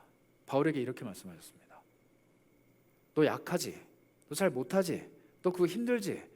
내가 그것 때문에 너에게 은혜를 준다. 그리고 너는 내 은혜 때문에 온전해진다. 이렇게 말씀하세요. 여러분들의 약점이 뭐예요? 남들에게 드러내고 싶지 않은 여러분들의 약점은 뭡니까? 여러분들이 가지고 있는, 그러나 하나님이 쓰실 수가 없는 그 약점이 뭐예요? 그게 하나님의 은혜의 통로라는 거예요. 다른 사람에게 쉽게 말할 수 없는 내 삶의 상황, 다른 사람들에게 쉽게 이해받을 수 없고, 다른 사람이 참 귀하다라고 말하기 어려운 내 삶의 모습, 내가 가지고 있는 그 약점, 그게 바로 하나님이 나를 쓰시는 은혜의 통로라는 거예요. 바울에게 여지없이 말씀하셨어요. 너 성경을 많이 알아서 내가 쓰는 것도 아니고, 너 바리새인으로서 네 삶을 경건하게 유지했기 때문에 내가 너를 쓰는 것도 아니고, 너 하나님께서 열심히 투철하기 때문에 그 열정을 내가 쓰는 것도 아니고, 너의 질병을 내가 쓰고 있다고, 이걸 말씀하시는 거예요. 바울이 거기서 크게 깨달음을 얻습니다. 아, 내가 죽은 사람도 살려내고 복음을 전하면 수많은 기적이 일어나고 많은 사람이 하나님 앞으로 돌아오는데 내가 잘해서가 아니라 내가 병에 걸렸기 때문이구나. 그래서 자신이 병 걸린 거를 자랑하고 다니는 거예요. 내가 지금 이렇게 복음 전하면 수많은 사람들이 돌아오는 이유, 나 병 걸려서 그래요. 이 병을 하나님이 안 고쳐주시네요. 그런데 내가 이 병이 있기 때문에 하나님이 나를 쓰신대요. 아마 이 병에 대해서 사람들이 많이 의견이 분분한데 가장 유력한 의견은 안과 질환이에요. 눈이 잘 안 보이는 거예요. 바울이 시력이 굉장히 약하고 글씨를 못 쓸 정도로 약했다라고 평가가 됩니다. 그래서 아마 이 질병은 눈이 잘 안 보였기 때문이 아닐까. 그런데 바울이 얼마나 답답했으면 이 눈의 질병을 떠나게 해달라고, 혹은 몸에 있는 이 질병을 떠나게 해달라고 간절히 주님께 3번을 간구했는데 3번 다 족족 거절당해요. 그리고 결국에는 얻은 해답, 너 병 걸렸기 때문에 내가 쓴 거야. 여러분, 큰 병 걸리시기 바라요. 중한 병 걸리셔서 생명이 위태로우시기를 축복합니다. 그리고 그렇게 하나님께 쓰임 받으시기 바라요. 나는 어떤 병에 걸려 있습니까? 나는 지금 재물이 참 없어서 거짓병에 걸려 있나요? 나는 지금 주변의 관계가 너무 힘들어서 인간관계가 망가지는 그런 중한 병에 걸려 있습니까? 나는 진로를 알지 못해서 어디로 갈지 몰라서 주저앉아서 눈물 흘리고 있는 무기력증에 걸려 있나요? 하나님 그걸 쓰신대요. 아니, 그 병에 걸려 있기 때문에 나를 쓰신대요. 그러면 나는 지금 뭐에 관심을 가져야 돼요? 이 질병을 떠나가게 하는 게 관심이 아니라 하나님이 나를 어떻게 쓰실 건가, 여기에 관심을 가져야 됩니다. 예수를 만났던 수많은 사람들이 사실 이런 논리로 자신의 삶에 해결을 받았어요. 아들이 그 귀신 들려서 자꾸 불길에 뛰어들고 자해하고 죽으려고 하는 아들을 둔 아버지가 있었습니다. 예수님 찾아오죠. 내 아들 고쳐주세요. 당신 제자들에게 부탁했는데 제자들이 못 고치는데 당신 세다면서요. 고쳐주세요. 막 얘기해요. 그런데 나중에 예수님과 대화하다가 이 아버지가 이 고백을 합니다. 나에게 믿음 없는 것을 도와주세요. 이 아버지는 자녀의 질병을 고치는 게 인생의 목적이었어요. 그리고 예수님을 찾아오죠. 그런데 예수님을 만나서 대화하다 보니까 뭘 발견하느냐? 자기 삶에 믿음이 없는 거예요. 그래서 울부짖습니다. 나의 믿음 없는 걸 도와달라고. 나의 지금 가장 큰 문제는 내 아들이 귀신 들려서 자살을 하려고 자살 시도하는 게 문제가 아니고 내 아이에게 믿음이 없는 게 문제입니다. 이걸 고쳐주세요. 이걸 도와주세요. 이렇게 고백을 해요. 예수님을 만난 사마리아 여인이 있습니다. 이 여인이 앓고 있는 문제, 마을 사람들이 다 알아요. 남자예요, 남자. 남자를 계속 바꿔요. 한 남자에게 만족을 못해요. 남편이 계속 바뀌는 문제, 이 중요한 문제를 앓고 있어서 남들의 시선이 따가워서 괴로워하고 있는 이 여성인데 예수를 만나서 그걸 지적을 당해요. 너 지금 남편 네 남편 아니잖아. 그런데 이 여인이 그 문제를 가지고 씨름하는 게 아니라 나중에 무슨 고백을 하냐? 나 어떻게 예배해야 돼요? 이 얘기하는 거예요. 나 어떻게 예배해야 돼요? 당신들 유대인들은 말하기로 예루살렘에 가야 제물을 바칠 수 있고 죄를 용서받을 수 있다라고 얘기하는데 난 사마리아 사람이에요. 나는 예루살렘에 못 들어가요. 나는 회개를 할 수 없는 존재예요. 우리 조상들은 이 산에서 여기서 예배하면은 하나님이 용서해 주신다고 하는데 내가 아무리 용서를 구해도 내 삶에는 계속 괴로움이 있어요. 나는 남편을 계속 바꿀 수밖에 없어요. 나는 인생이 자꾸 무너져 내려요. 나 어떻게 해야 돼요 도대체? 나 어디서 예배해야 돼요? 라는 질문을 한 거예요. 그때 예수님이 주옥과도 같은 귀한 말씀 해주시죠. 여기도 아니고 거기도 아니고 하나님께 예배하는 사람은 영과 진리로 예배하게 된다. 여러분들은 어떤 중대한 질병에 걸리셔서 오늘 예배하러 나오신 거예요?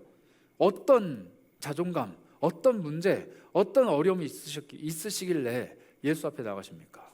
그게 바로 하나님이 나를 주목하시는 이유이고 그게 바로 예수 그리스도가 나에게 능력이 되어주셔야 하는 이유이고 그게 바로 내가 쓰임 받아야만 하는 이유입니다. 나는 병자이기 때문에, 나는 약하기 때문에. 그래서 우리는 예수 앞에서 강할 필요가 없어요. 세상 앞에서는 강할 필요가 더더군다나 없습니다. 왜냐하면 세상을 이기시는 분은 예수 그리스도시거든요. 그분에게 쓰임받는 건 나지만 나를 통해서 세상을 이기시는 분이 예수 그리스도라는 거예요. 그래서 지난주에 여호수아에게 말씀하셨죠. 강하고 담대하라, 내가 너와 함께함이라. 그리고 예수님은 오늘날 제자된 우리에게 말씀하십니다. 강하고 담대해라, 내가 세상을 이겼노라. 그리고 내가 너희와 함께한다. 이게 신약의 고백이에요. 오늘 여러분들의 삶에 그런 예수 그리스도의 능력이 있으셨으면 좋겠어요. 그래서 다시 한번 우리는 바라보아야만 합니다. 나는 어디가 약한가? 나는 어떤 병자인가? 나는 왜 무너져 내리고 있는가? 그걸 똑바로 직시하고 난 후에 그냥 눈을 들어서 하나님을 보세요.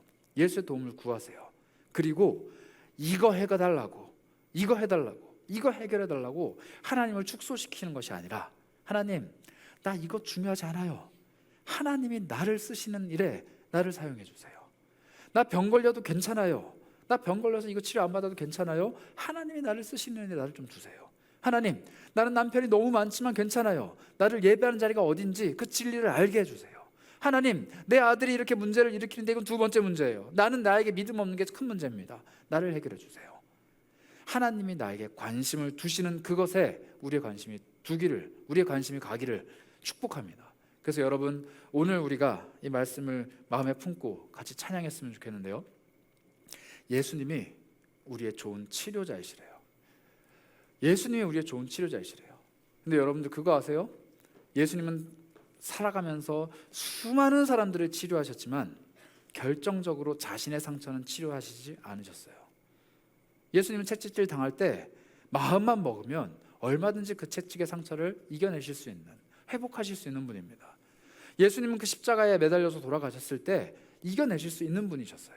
그리고 심지어 부활하신 후에 자기 옆구리에 창자국, 자기 팔에 있는 못자국 다 회복하실 수 있는 분이셨어요. 그런데 치료하지 않으십니다. 왜냐? 우리에게 보여주시기 위해서. 예수님 돌아가시고 창자국과 못자국을 다 보여주십니다. 그리고 그 자리에는 나다나엘, 바돌로메도 있었을 거예요. 나사렛에서 어떻게 선한 게 날 수 있겠느냐, 예수님을 출신 성분으로 파악하고 판단하고 폄하했던 그 사람이 예수님의 약함을 보고 신앙을 고백하게 되는 거예요. 여러분, 전설에 따르면 나다나엘이 인도 넘어서까지 선교를 하다가 거기서 죽었다라고 전해집니다. 근데 어떻게 죽었는지 아세요? 전설이에요. 살갗이 다 벗겨져서 죽었대요. 끔찍하죠? 그런데 나다나엘이 그 죽음을 당한 이유가 뭘까요? 그는 겉모습을 보고 사람을 판단했던 사람이거든요. 그래서 그 죽음을 맞이했지 않을까라고 많은 그리스도인들이 전설처럼 믿고 있는 이야기가 오늘날까지 전해집니다. 그래서 성상에 보면요, 나다나엘이 자기 가죽 껍데기를 들고 있는 모습들이 나와요. 카톨릭 성상에 보면, 성화에 보면. 좀 끔찍한 얘기긴 한데, 나다나엘은 예수를 믿고 나서 자기 겉모습이 중요하지 않다는 걸 알게 된 사람이에요. 그걸 고백하는 거예요. 그림으로, 전설로, 이야기들로. 천국 가면 물어보고 싶어요. 왜 그때 그렇게 얘기했어요? 그런데 나다나엘 우리에게 얘기해 주겠죠. 나는 사람의 겉모습, 그 사람의 출신, 그 사람이 가지고 있는 스펙, 그 사람의 외모를 보고 판단했지만 예수는 나를 그냥 그 모습 그대로 판단해 주시더라. 그래서 나는 예수께 평생 충성할 수밖에 없었다 라고 답해 주시겠죠. 나다나엘 사도께서. 우리도 그 답을 했으면 좋겠어요. 너 그렇게 약한데, 너 그렇게 힘든데, 너 그렇게 어려운데 왜 자꾸 예수를 쫓아가? 난 약한데 예수님이 날 쓰시던데, 난 약한데 예수님이 나에게 일을 하게 하시던데, 나 이거 극복 못하는데 이게 아니라 다른 일들을 하게 하시던데, 그래서 나 예수님과 함께 행복하게 걸어가는데 라는 고백을 하는 여러분들이 되셨으면 좋겠어요. 오늘 고백합시다. 예수님 나에게 좋은 치료자 되어주시는데 내가 생각하는 문제 치료해주시지 않을 수도 있어요. 하지만 예수님은 그 문제 때문에 겪고 있는 내 심령을 치료해 주시고 건강하고 강건해진 내 심령과 함께 새로운 일을 하시는 분이십니다. 그래서 내 인생의 문제는 중요하지 않아요.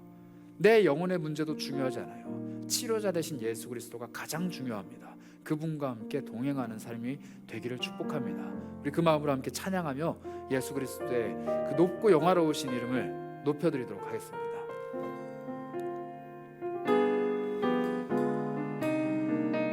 그냥 진솔한 마음으로 고백을 해볼까요? 예수 나의 좋은 치료자, 예수 나의 좋은 치료자, 그의 눈이 머무는 곳은 나의 슬픔과 고통, 고개 들어 그의 눈을 볼 때에 난 알았네. 예수 나의 좋은 치료자, 예수 나의 좋은 치료자, 예수 나의 좋은 치료자, 그의 손길이 닿는 곳은 나의 상처와 아픔, 영원히 흐를 것 같았던 눈물 다 멎었네. 예수 나의 치료자, 나 고백하리라. 나 노래하리라. 천한 나를 돌아보신 구세주를 찬양해. 하늘 닿는 곳까지 내 손 들리라. 예수 나의 치료자.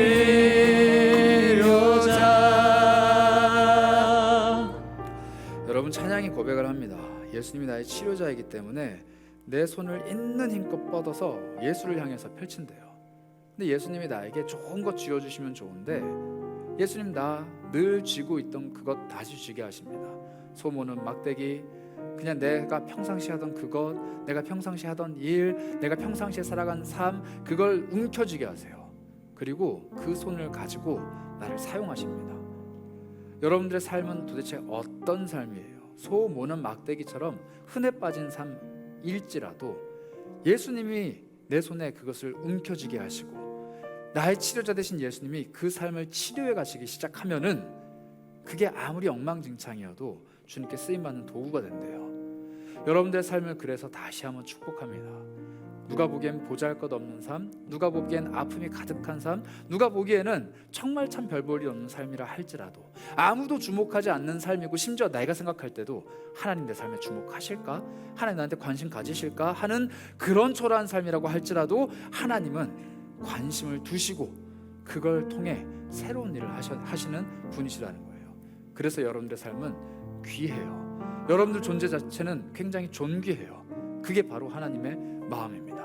다시 한번 찬양할까요? 예수님, 내 삶을 통해서 받고 있는 나의 상처 다 치료해 주시고, 그러나 내 삶을 통해 하나님의 일이 시작될 수 있는 놀라운 일들 펼쳐주시고, 그래서 내가 주님을 끝까지 영원토록 노래할 수 있도록 내 입술을 찬양의 입술로 바꿔주시옵소서. 우리 그런 마음으로 다시 한번 찬양하도록 하겠습니다. 예수 나의 좋은 치료자, 예수 나의 좋은 치료자. 그의 눈이 머무는 곳은, 그의 눈이 머무는 곳은 나의 슬픔과 고통.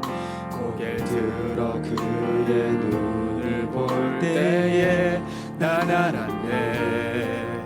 예수 나의 좋은 치료자. 다시 한번 고백합니다. 예수 나의 좋은 치료자, 예수 나의 좋은 치료자. 그의 손길이 닿는 곳은 나의 상처와 아픔, 영원히 흐를 것 같았던 눈물 다 멎었네. 예수 나의 치료자.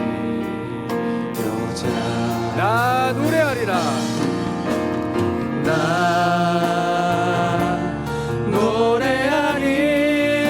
노래하리라.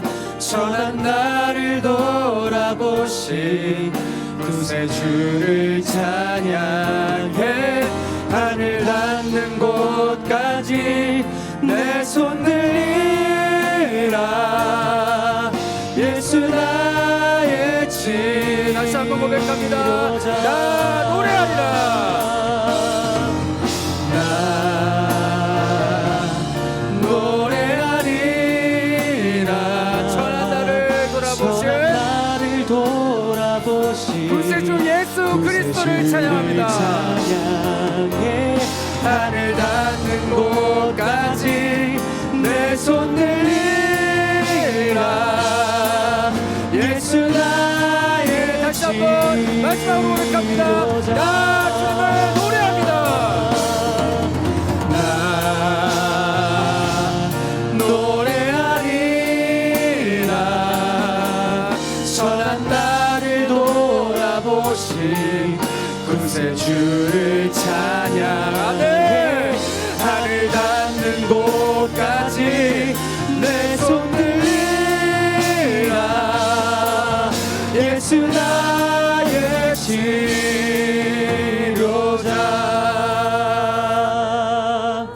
이 시간 여러분들 기도하실 때 예수님의 치료의 손길이 필요한, 예수님이 만져주셔야 되는, 예수님이 관심 가지시고 주목하셔야 되는 나의 그 삶을 두고 한번 기도했으면 좋겠어요. 그런데 전제를 하나 깝시다. 주님, 해결해 주시지 않아도 좋아요. 왜냐하면 약할 때 강함 되어 주시는 게 주님이라면 나는 평생 약하고 싶습니다. 아플 때 눈물을 위로해 주시고 닦아 주시는 게 주님이시라면 나는 평생 눈물 흘려도 괜찮습니다. 내가 지쳐서 넘어질 때 나를 일으켜 세우시는 분이 주님이시라면 나는 날마다 넘어져도 좋습니다. 그러나 주님이 내게 계시지 않으면 아무 의미가 없으니 주님, 내 기도에, 내 찬양에, 내 고백에 귀를 기울여 주시고 날마다 주님의 샘솟는 생명의 샘물로 나를 위로해 주시고 날마다 주님 나를 회복시켜 주셔서 나의 약함은 더 이상 괴로움이 아니라 주님의 강함을 드러내는 도구가 될 수 있도록 나를 써주시기 원합니다. 주님, 내가 고백합니다. 내 문제 해결되지 않아도 좋습니다. 내 약함 극복되지 않아도 좋습니다.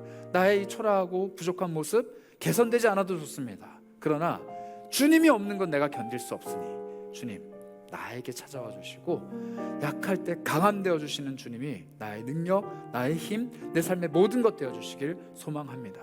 그래서 나는 오늘도 주님을 찬양합니다. 우리 그런 마음으로 함께 잠시 주님께 우리 삶을 맡기며 기도하도록 하겠습니다. 함께 기도합니다. 주님, 기도합니다. 우리의 삶이 주 앞에서 연약합니다. 부족합니다. 우리의 약함이 참 많이 있습니다. 그 약함이 주님께 강함을 드러내는, 주님의 강함을 드러내는 도구가 되길 원합니다. 하나님, 우리 약함이 주님께 쓰임받는 도구 되길 원합니다. 나의 약함을 개선해 주시고 치료해 주시고 회복시켜 주시지 않더라도 하나님, 나를 새로운 방면으로, 새로운 공면으로 소망을 품게 하시는 그 주님을 찬양하기 원합니다. 나에게 새로운 소망을 부어주시면서, 나에게 새로운 소망을 깨달아 알게 하는 지혜를 주시면서 내 눈을 열어 주님 바라보게 해주시고, 내 삶을 통해 주님께 영광을 올려드려지는 새로운 전쟁의 국면으로 나를 인도해 가시면서 할 수 없다, 능력이 없다 고백하지 않게 하시고, 이것만 없다면 더 잘할 수 있다 고백하지 않게 하시고, 그것을 통하여 주님 앞에 다가갈 수 있도록 인도하여 주시면서, 그것 통하여 주님께 더 크게 쓰임받을 수 있도록 인도하여 주시면서, 그것 위하여 내가 쓰임받을 수 있도록 나를 축복하시고 나를 인도하시고 나를 사용하여 주옵소서. 주님, 채워주시옵소서. 다시 한번 기도하실 때 여러분들의 소음 오는 막대기가 뭔지 한번 고민해 보셨으면 좋겠어요. 하나님, 나 이런 삶을 살고 있는데, 나 이렇게 보잘것없는 사람인데, 내가 가지고 있는 것, 내가 움켜쥐고 있는 것, 내가 먹고 살고 오늘 하루를 유지하는데 근근히 겨우겨우 붙들고 있는 게 사실 이건데, 하나님, 이걸로 뭘 하시려고 하세요? 나의 약함을 좀 극복할 수 있는 힘을 주시고 나한테 새 일을 행해 주시고 나에게 힘을 주세요 라고 바울처럼 기도하는 게 아니라, 약할 때 강함이 되님이 너에게는 충분한 은혜다 라고 고백하시는 그 하나님의 음성을 들으셨으면 좋겠어요. 아마 전쟁터에 나가라는 하나님의 음성을 들었을 때 삼가는 얘기했을 거예요. 저 칼이 없습니다. 저는 무기가 없어요. 그때 하나님은 그의 손에 들려있는 소음 오는 막대기 하나를 보게 하십니다. 그거 가지고 600명이 넘는 사람들이 칼을 들고 달려오는 그 전쟁터로 뛰어들어가게 하시는 거예요. 그리고 일을 해내십니다. 그게 바로 우리의 삶이에요. 하나님, 나 이것밖에 없는데요. 그게 하나님의 능력이라고요. 하나님, 나 이것밖에 안 되는데요. 그게 하나님의 능력이랍니다. 하나님, 난 이렇게 약한데요. 그게 하나님의 능력이래요. 그리고 그것을 통해 하나님의 은혜는 충만하게 내 삶에 들어온다고 합니다. 내 손에 있는 소모는 막대기 뭔지 내가 너무 잘 알잖아요. 보잘것없는 이것, 하나님 앞에 내세울 수도 없는 이것, 하나님께 쓰임받기는 너무 부족한 이것을 주님 사용하신다니 난 이거 놓칠 수 없습니다. 하나님, 나에게 힘과 능력과 은혜를 주시옵소서. 우리 삶을 두고 다시 한번 주 앞에 고백하며 기도하도록 하겠습니다. 기도합니다. 하나님, 간절히 소망합니다. 우리에게 주신 소모는 막대기 하나 뭡니까? 하나님, 내 삶에 주신 그 작은 능력 뭡니까? 하나님, 남들에게 내밀기에는 참 초라한 그것이 과연 뭡니까? 하나님, 적들에게 보여주기에는 참 민망한 그것이 과연 뭡니까? 그 약한 것이 주님의 능력이랍니다. 그 약한 것이 주님의 능력됨이랍니다. 그 약한 것 때문에 주님의 은혜가 충만하답니다. 하나님, 그러니 그것 소중히 여기며 내 손에서 결단코 놓지 않고 주님의 은혜의 항로를 훔쳐가는 하나님의 도구가 될 수 있도록 나를 인도하여 주옵소서. 나 가진 것 없는 것, 나 할 수 있는 게 없는 것 하나님이 더 잘하시죠. 하나님, 그래서 하나님의 능력이 필요합니다. 나의 약할 때 강함 되시는 하나님의 능력이 필요합니다. 내 삶에 찾아와 주신, 내 삶에 역사해 주시는 하나님의 능력이 나를 통해 쏟아질 수 있도록, 능력이 나타날 수 있도록 인도하여 주옵소서. 그렇게 오늘 하루를 개척하며 살아가는 우리 청년들의 삶을 통해 하나님 영광 받아 주시고 힘을 얻어 주시고 우리를 통해 주님 역사하여 주옵소서. 마지막으로 한번 기도했으면 좋겠는데요. 우리 청년 공동체를 위해서 기도합시다. 세상은 말할 수 있어요. 20살, 30살 청년 공동체원들 한 70여 명 모여서 예배하는데 그들이 뭘 하겠냐고. 그들이 뭘 하겠냐고. 이 큰 세계, 이 거대한 물결 앞에서 그리스도를 믿는 주의 백성들 고작 몇 명이나 된다고 그들이 뭘 하겠냐고 이야기할 수 있습니다. 그러나 우리는 알고 있어요. 우리가 약하면 약할수록 하나님의 강함은 더 밝게 빛납니다. 우리가 미약하면 미약할수록 하나님의 능력은 우리를 통해 더 크게 역사하십니다. 그래서 우리가 작은 공동체라는 게 결단코 부끄럽거나 결단코 초라하지 않아요. 왜냐하면 우리와 함께 하시는 하나님이 강하시거든요. 그래서 우리 기도했으면 좋겠어요. 우리가 펼치고자 하는 수많은 사역들이 있습니다. 캠퍼스 선교가 있고요, 제주 선교가 있고, 또 우리가 함께하고 있는 수많은 사역들, 펼치고자 하는 수많은 사역들이 있습니다. 그 모든 사역들 위에 크신 하나님의 손길이 덮였으면 좋겠어요. 몇 명 안 되는 청년들이 큰 꿈을 꾸물 때, 하나님의 큰 꿈을 품을 때 하나님이 안 달라지는 거예요. 내가 도와줘야 되는데, 내가 함께 해야 되는데, 내가 저들 대신에 일해야 되는데, 그래서 하나님이 더 많이 일하시는 복된 공동체 될 수 있도록 하나님, 우리는 더 미약하게 해주시고, 우리는 더 무능력하게 해주시고, 하나님의 능력만 더 빛나게 해주셔서 우리 공동체 그런 공동체 되길 소망합니다. 우리 이런 마음으로 다 같이 한번 공동체를 축복하며 기도하겠습니다. 하나님, 꿈꾸고 있는 수많은 사역들이 있습니다. 주께서 베풀어 주시는 은혜가 있길 원합니다. 하나님께서 채워주시는 능력이 있길 원합니다. 주께서 붙들어 주시는 수많은 역사가 일어나길 원합니다. 날마다 우리에게 하나님의 영혼을 채워주시고, 날마다 우리의 사역을 통하여 이 세상을 위로하게 하시고, 날마다 우리가 주변에 있는 수많은 영혼들을 돌보며 그들을 향해 사랑의 하나님의 손길을 펼쳐가는 하나님의 삶을 되게 도와주시면서 우리가 노숙인도 섬기고, 우리 이 지역에는 청소년들도 섬기고, 이제는 이용모와 이제는 캠퍼스와 수많은 군성교들을 펼치고자 했습니다. 하나님, 미약합니까? 약합니까? 아니요. 그 사역을 통해 단 한 명, 천하보다 귀한 단 한 명의 영혼이라도 그리스도의 사랑을 느낄 수만 있다면 우리 이것을 하겠습니다. 하나님, 우리 공동체에 펼쳐보시는 수많은 사역의 꿈들, 이제는 우리가 더 많은 지경, 더 넓은 지경으로 펼쳐갈 수 있도록 인도해 주시고, 우리의 약함이 주님의 강함 될 수 있도록, 우리의 미약함이 주님의 능력 될 수 있도록 우리에게 힘을 더하여 주시옵소서. 하나님, 고백합니다. 우리는 참 약하고 보잘것없고 하나님 보시기에도 하나님이 관심을 둘 만한 사람이 아님을 알고 있습니다. 하나님이 사용하시기에는 조금 부적합한, 하나님께 쓰임 받기에는 조금 부족한 사람인 것을 누구보다도 내가 나 자신에게 더 잘 알고 있습니다. 그러나 하나님, 약할 때 강함이 되어주시는 게 주님의 기쁨이라면 나를 통해 주님이 참 큰 기쁨 누리실 것 같습니다. 나는 너무 약하기 때문에 하나님은 약한 나를 도와주시면서 더 큰 기쁨을 누리실 것만 같습니다. 내가 너무 약하고 병들어 있기 때문에 주님 나를 쓰시는 게 주님의 영광에는 가장 큰 이득일 것 같습니다. 그래서 주님, 나를 약하게 하셨군요. 하나님이 나의 삶을 바꿔주시지 않는 이유, 하나님이 내 삶에 침묵하시는 이유가 여기에 있음을 고백합니다. 언젠간 반드시 나를 주님의 때에 쓰실 텐데, 그때 가장 귀하게 쓰이기 위해 나를 지금 오늘 이렇게 훈련시키고 계시다는 사실 고백하기 원합니다. 그래서 날마다 주님의 은혜를 사모합니다. 넉넉한 은혜, 충만하게 채워지는 은혜, 하나님의 한량없는 그 은혜가 우리를 채워주실 때 우리의 약함이 비로소 주님의 강함이 됩니다. 그러니 주님, 오늘 우리의 삶에 다른 그 무엇, 다른 그 어떤 해결책이 아니라 오로지 주님의 은혜만을 구합니다. 주의 은혜가 우리에게 넉넉하게 임하기를 구합니다. 그래서 내 삶을 바라볼 때 세상이 가지는 관심의 기준으로 보는 것이 아니라, 하나님마저도 그것을 관심에 두시지 않는다고 탄식하는 것이 아니라, 하나님이 정말로 원하시는 내 삶의 관심 영역, 하나님이 정말로 나를 쓰기를 원하시는 내 삶의 가장 귀한 것, 그것을 추구하며 쫓아가는 사람들이 될 수 있도록 하나님 우리에게 지혜를 베풀어 주시면서 우리 공동체에 이런 사역들을 많이 펼쳐 보여주셨습니다. 하나님, 노숙인들도 섬기고 미혼모도 섬기고 우리가 주변에 있는 청소년들도 섬기고, 이제는 우리가 더 많은 지경으로 우리 사역을 펼쳐나가고자 합니다. 남들이 보기에는 참 보잘것없을지 모르겠지만, 미약할지는 모르겠지만, 우리의 사역을 통하여서 천하보다 귀한 한 영혼이 하나님을 볼 수만 있다면 우리 사역은 충분한 가치를 가지고 있고 충분한 능력을 가지고 있음을 고백합니다. 그러니 하나님, 우리가 준비한 것 이상으로 늘 좋은 것 채워주시는 하나님께서 우리의 사역을 통해 더 많은 이들에게 복음을 전하게 하여 주시고, 그 복음을 알고 누리게 된 이들과 함께 또 다른 꿈을 꿀 수 있는 영적인 재생산이 일어나는 귀하고 복된 공동체 될 수 있도록 주여 인도하여 주시옵소서. 우리와 함께 하시는 주님의 그 손길을 기대합니다. 약할 때 강함 되어 주시는 우리 주 예수 그리스도의 이름으로 기도합니다. 아멘.